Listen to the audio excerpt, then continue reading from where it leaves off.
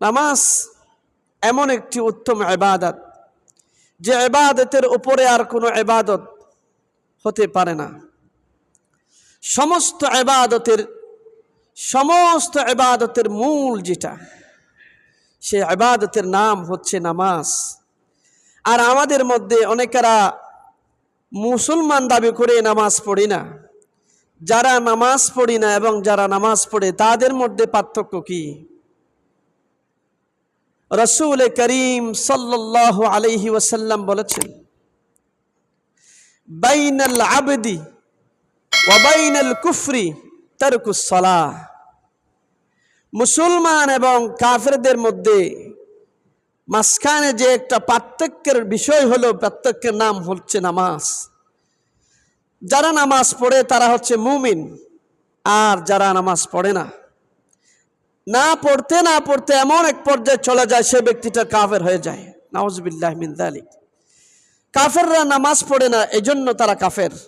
আর আমরা মুমিন নামাজ পড়ি, এই জন্য আমরা মুমিন। মুমিনদের জন্য ইমানের পরের যে অপশনটা, ইমানের পরের যে শাখাটা, এটা হচ্ছে নামাজ পড়া। আল্লাহ পাক বলেছেন সূরাতুল বাকারার মধ্যে, আল্লাহ পাক বলেন, বিসমিল্লাহির রহমানির রহিম, আল্লাযীনা ইউমিনুনা বিল গায়বি ওয়া ইউকিমুনাস সালাহ ويقيمون الصلاة ومما رزقناهم ينفقون।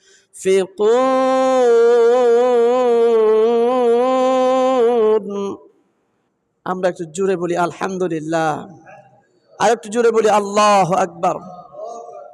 আল্লাহ পাক বলেন, হে আমার বান্দা, যারা আমার প্রতি ঈমান এনেছো, যারা আমাকে দেখো না, জান্নাত দেখো নাই, জাহান্নাম দেখো নাই, তবে আমি রবের প্রতি যারা ঈমান এনেছো, তোমাদের ঈমান আনার পরের যে কাজটা, সর্বপ্রথম কাজটা হচ্ছে নামাজ কায়েম করা। সুবহানাল্লাহ। মুমিনদের জন্য ঈমান আনার সাথে সাথে যে কাজটা, সেটা হচ্ছে নামাজ পড়া।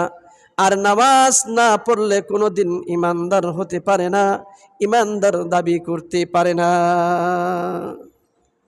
আল্লাহ পাক বলেন, ইউমিনুনা বিল গায়ব, গায়েব মালিকের রবের প্রতি ঈমান আনার পরেই হলো তোমাদের জন্য যে কাজটা করতে হবে, এটা হচ্ছে ইউকিমুনাস সালাত। ইউমিনুনা বিল গায়বি ওয়া ইউকিমুনাস সালাত, নামাজকে কায়েম করা, নামাজ প্রতিষ্ঠা করা, নামাজ আদায় করা, এটা তোমার জন্য ফরজ। এই মুমিন যারা নামাজ না পড়ে মুমিন দাবি করে, এদের জন্য বিশ্বনবী বলেন, বাইনাল আবদি ওয়া বাইনাল কুফরি তারকুস সালাহ। মুসলমান আর কাফেরদের মধ্যে পার্থক্য হলো নামাজ। নামাজ পড়লে মুমিন, নামাজ একেবারে ছেড়ে দেওয়া হচ্ছে কাফেরি, কুফরি গুনাহ। নাউজুবিল্লাহ বলেন। হযরত সাইয়েদনা আসিম, এখানে আজীব এক ঘটনা আপনাদের সম্মুখে আমি বলতে চাচ্ছি। হযরত, নামাজ আমরা তো অনেকে পড়ি, আবার অনেকে পড়িও না, নামাজ পড়তেও জানি না, নামাজকে কিভাবে পড়তে হবে। হযরত সাইয়েদনা আসিম রাহমাতুল্লাহি আলাইহি, তিনি একজন ইসাম বিন ইউসুফ রাহমাতুল্লাহি আলাইহি, আরেকজন বড় আল্লাহর ওলি, তিনার দরবারে তিনি তাশরীফ নিয়েছেন। যাওয়ার পরে হযরত সাইয়েদনা আসিম রাহমাতুল্লাহ আলাইহিকে ইসাম বিন ইউসুফ রাহমাতুল্লাহি আলাইহি বলেন, আসিম, তুমি কি নামাজ পড়তে জানো?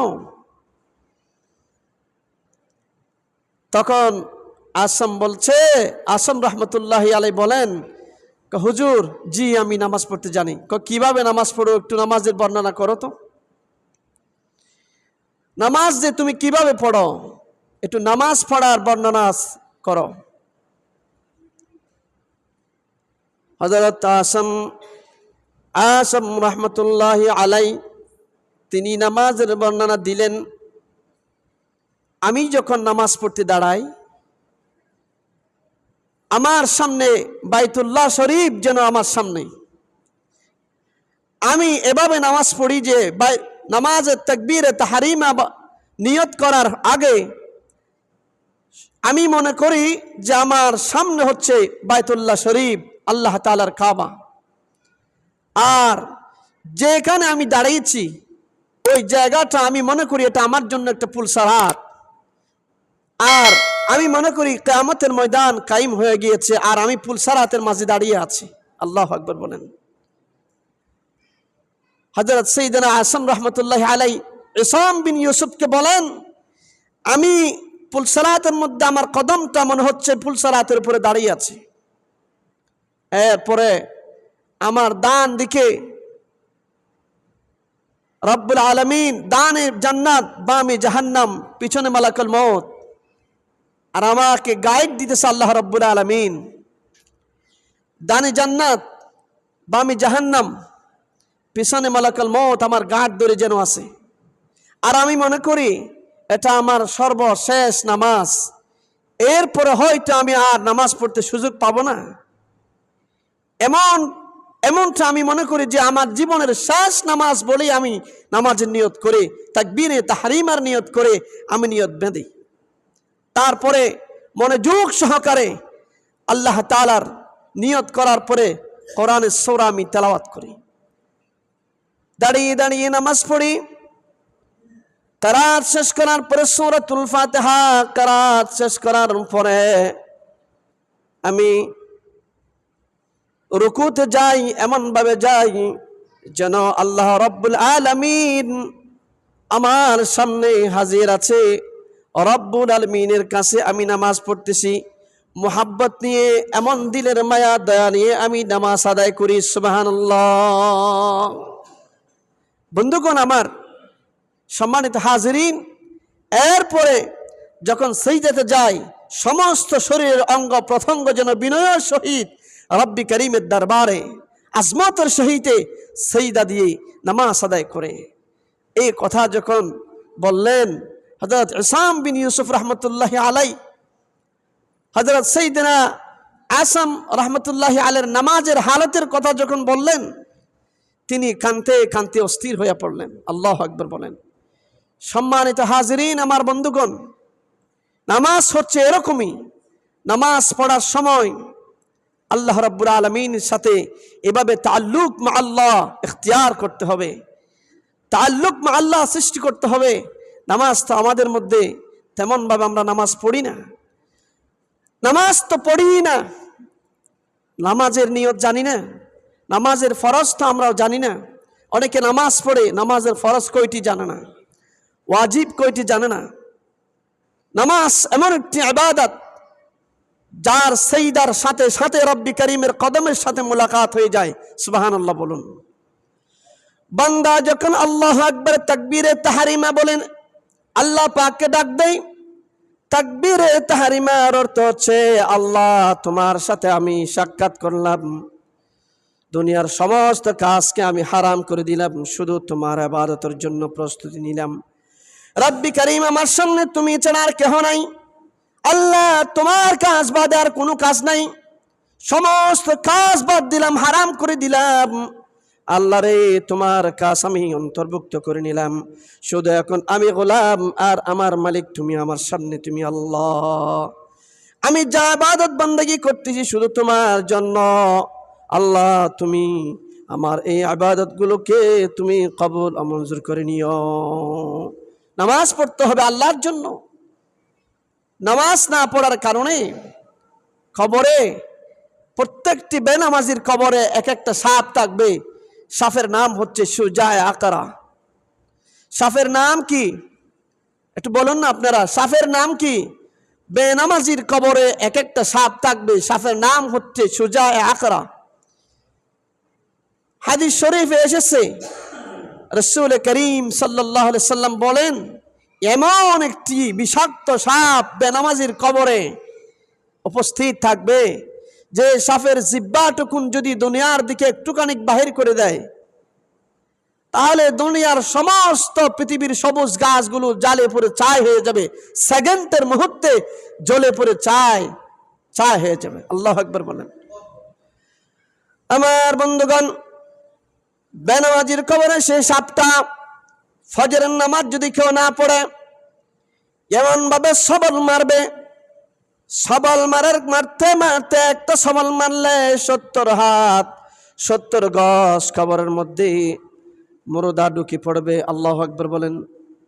একটা সবল দিবে, এক সবলের আঘাতে ওই কবরের মধ্যে মুর্দাটা 70 গজ নিজের দিকে থলিয়ে যাবে।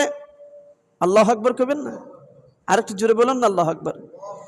আরেকটা সবল মারবে, আরেক সবলে 70 গজ কবরে আবার আপন জায়গায় চলে আসবে। ঠিক আবার যখন সবল মারবে 70 গজ মিশে মাটিতে নিচের দিকে তলিয়ে যাবে। আবার যখন সবল মারবে উপরে আবার 70 গজ উঠে যাবে। এভাবে ফজরের নামাজ না পড়ার কারণে জোহর পর্যন্ত ওই মুর্দাকে মারতে থাকবে, সবল মারতে থাকবে, কুফালের মধ্যে সবল লাগাবে।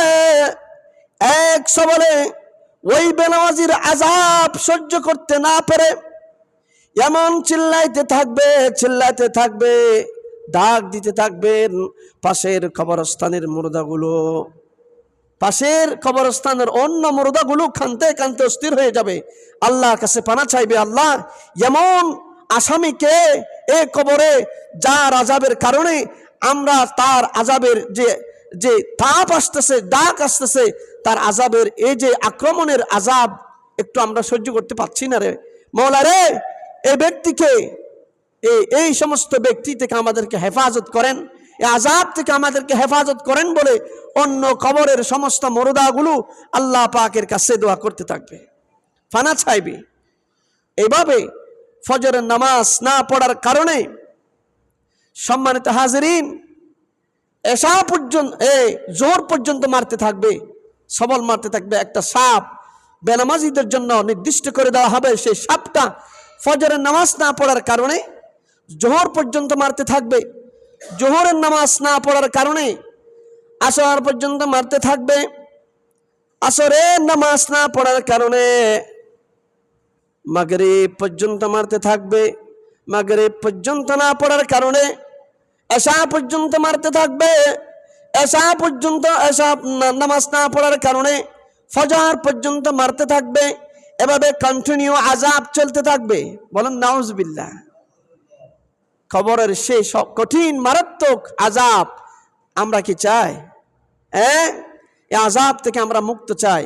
মুক্ত যদি কবরের এই আযাব থেকে যদি মুক্ত পেতে চান, আল্লাহ কি কসম করে বলে নামাজ ব্যতীত এই আযাব থেকে মুক্ত পাওয়ার কোনো রাস্তা নাই, কোনো রাস্তা নাই। সম্মানিত বন্ধুগণ, আর যারা নামাজ না পড়ে মুমিন দাবি করে, মুমিন বলে মনে করে যে আমি একজন মুমিন, মনে করে যে আমি একজন মুমিন, বিশ্বনবী সাল্লাল্লাহু আলাইহি ওয়াসাল্লাম বলেন,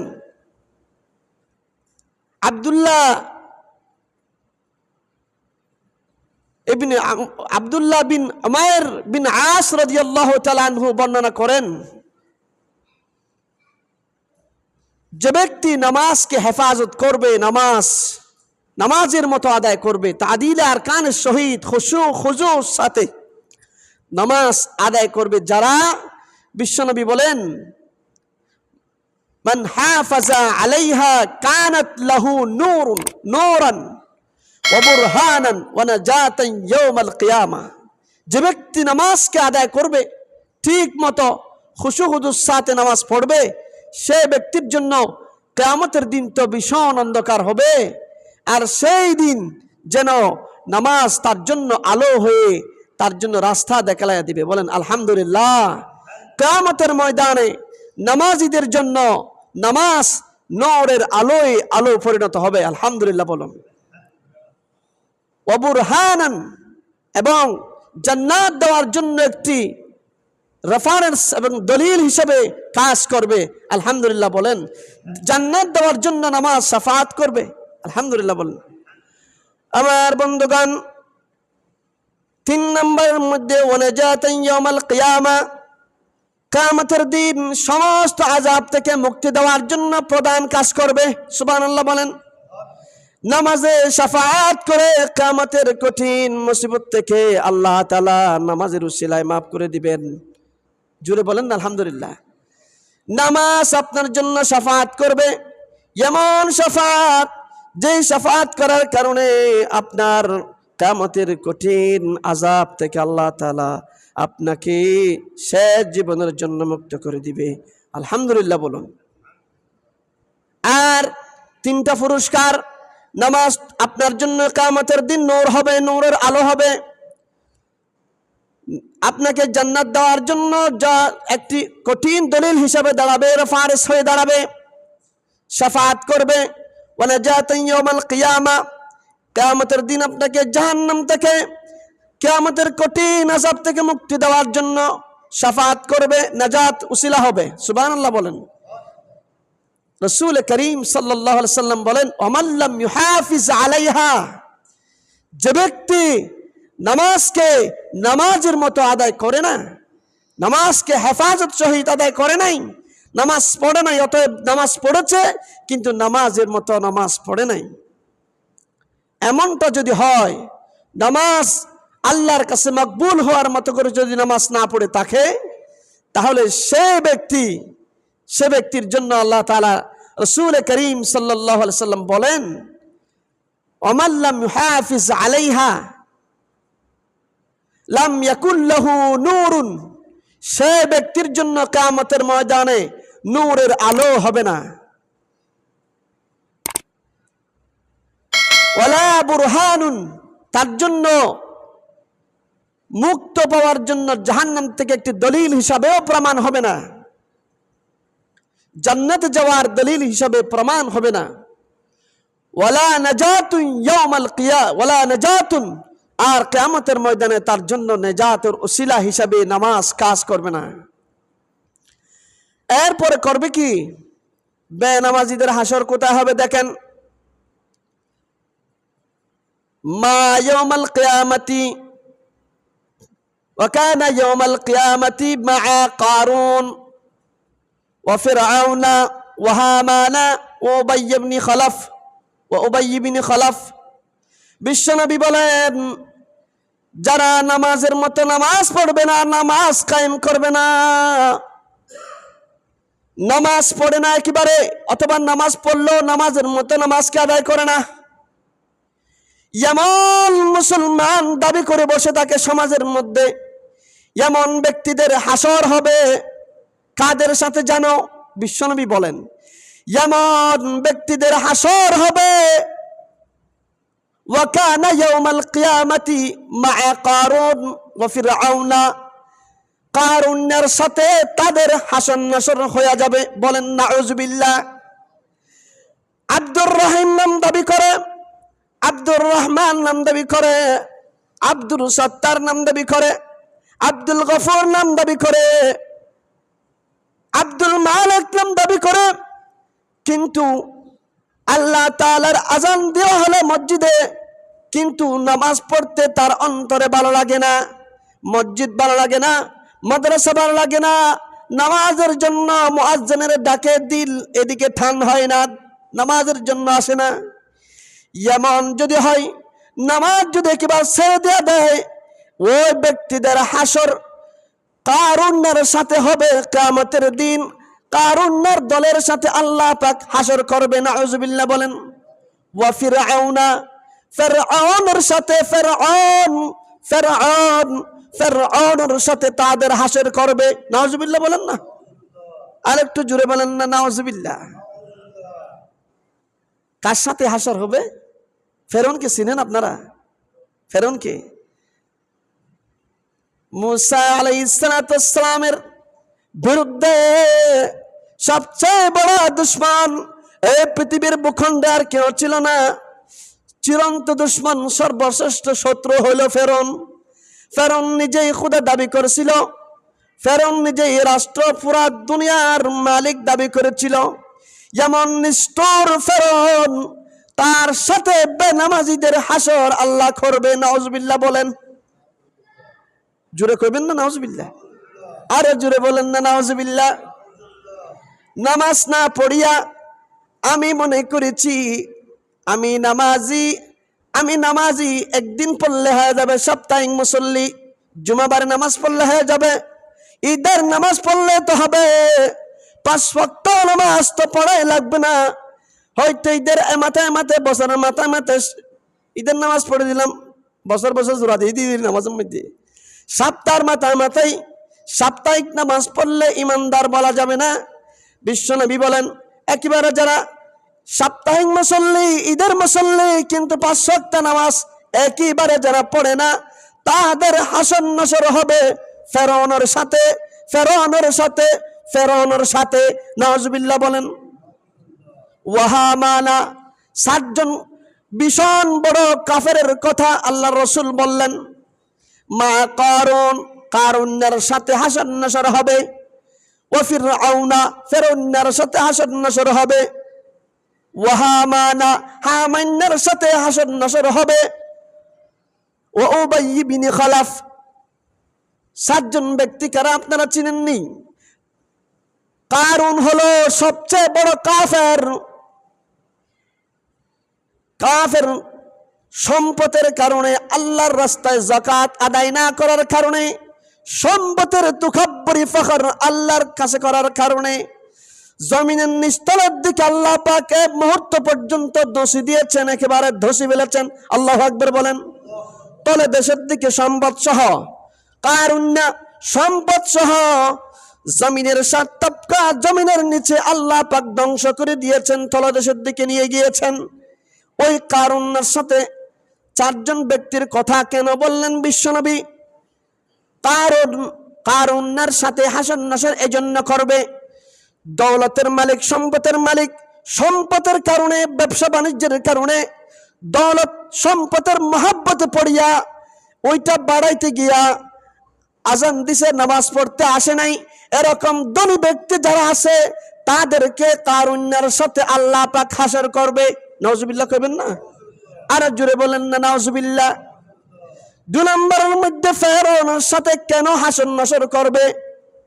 এজন্য ফেরাউনরা দুনিয়ার মধ্যে ক্ষমতাশীল একজন খোদা দাবি করেছিলেন। এই দুনিয়ার জমিনে বহুজন বড় বাদশাহ, রাজস্ব মহলে আছে, স্বরাষ্ট্রমন্ত্রীর বিভিন্ন দায়িত্ব আছে। এই দায়িত্ব বড় আসনে থাকার কারণে আল্লাহ পাকের কাছে সাজদা দিতে তারা মহাব্বত বোধ করে না। তারা বড় লোক হওয়ার কারণে আল্লাহ রব্বি কারীমকে ভুলে গিয়েছে। নাউজুবিল্লাহ বলেন। এরকম ক্ষমতার দাফুতের কারণে, ক্ষমতার বাহাদুরির কারণে যারা নামাজ আদায় করে নাই তাদেরকে ফেরাউনের সাথে আল্লাহ পাক হাসর নাসর করবে। নাউজুবিল্লাহ বলেন। হামান্না কে চিনেন? হামান্না হলো ফেরাউনের উজির। হামান্না হলো কে? একটা চোখখানা ছিল, ফেরাউনের উজির। ওই হামান্না সব সময় মুসা আলাইহিস সালাতু ওয়াস সালামকে দুনিয়া থেকে বিদায় করার কুমন্ত্রণা ধোঁকা দেওয়ার কথাগুলি সব ফেরাউনকে লাগাই দিতেন। মুসা আলাইহিস সালামকে, তার সৈনিককে দুনিয়া থেকে কিভাবে বিদায় করবেন সমস্ত পরালোচনা, পলিটিক্যাল গুলো ফেরাউনকে জানাই দিতেন হামান্না। এজন্য হামান আল্লাহ তাআলার সবচেয়ে বড় দুশমন জমিনের মধ্যে। ওই দুশমনের সাথে, বাদশার সাথে, ক্ষমতাশীল দাফুদারীদের সাথে কিছু সামুস থাকে, সামসা থাকে নি? চেয়ারম্যানের সাথে কিছু সামসা থাকে না? মেম্বারের কাছে সাথে কিছু সামসা থাকে না? ওসির সাথে কিছু সামসা থাকে না? ডিসির সাথে কিছু সামসা থাকে, দালাল। ওই দালালরা ডিজির সাথে দালালি করতে করতে দামাস বইলা যায়, এরকম আসেনি? এরকম ক্ষমতাশীলদের সাথে দালালি করতে গিয়া যারা নামাজ পড়ে না ওদেরকে হামান্নার সাথে হাসর নাসর করবে। বলেন নাউজুবিল্লাহ। এজন্য কোন ক্ষমতাশীল দাফুদারীদের সাথে ভালো সম্পর্ক করতে গিয়া আল্লাহ রব্বি কারীমের নামাজটাকে ভুলে যাবেন না। ঠিক না বেঠিক বলেন? সম্মানিত বন্ধুগণ, এর পরে বললেন উবাই ইবনে খালাফ। উবাই ইবনে খালাফ বলতে মুসলমান ছিলেন, তিনি না না, কাফের, কাফেরদের মধ্যে সবচেয়ে বড় একজন কাফের, যিনি মুহাম্মদ সাল্লাল্লাহু আলাইহি সাল্লামকে কতল করার জন্য প্রায় সময় তিনি প্রচেষ্টা করতেন। তিনি বলেছিলেন একদিন, মুহাম্মদ যেন আমার হাতে কতল হবে। নাউজুবিল্লাহ বলেন। এমন দুশমন আবু জাহেলের ডান হাত, আবু জাহিলদার কি হাত? ডান হাত। এই দালাল, এই বদমাশ, তিনি সব সময় মুহাম্মদকে দুনিয়া থেকে শেষ বিদায় করার চক্রান্ত করেছিলেন। এজন্য সে এই কাজ করতে গিয়া, মুনাফিকি করতে গিয়া, কুফরি করতে গিয়া নামাজ ঈমান আনতে পারেন নাই। আল্লাহ তাআলা এরকম মুনাফিকিয়তি দালালি ইসলামের সাথে শত্রুতামি যারা করে, নামাজ নিজেও পড়ে না, অন্যকেও পড়তে সুযোগ দেয় না, পড়লে বাধা দেয়, এরকম যারা আছে তাদেরকে উবাই ইবনে খলফের সাথে হাসর করবে। বলেন নাউজুবিল্লাহ। এখন বুঝতে পেরেছি তো, নামাজ না পড়লে হাসর হবে কার সাথে? জোরে বলেন। নামাজ না পড়লে 7 জন ব্যক্তির সাথে হাসর হবে কার সাথে? কারুন্যা, ফেরুন্যা, হামান্যা, উবাই ইবনে খলফ, এই 7 জন কাফেরের সাথে বেনামাজিদের হাসর হবে।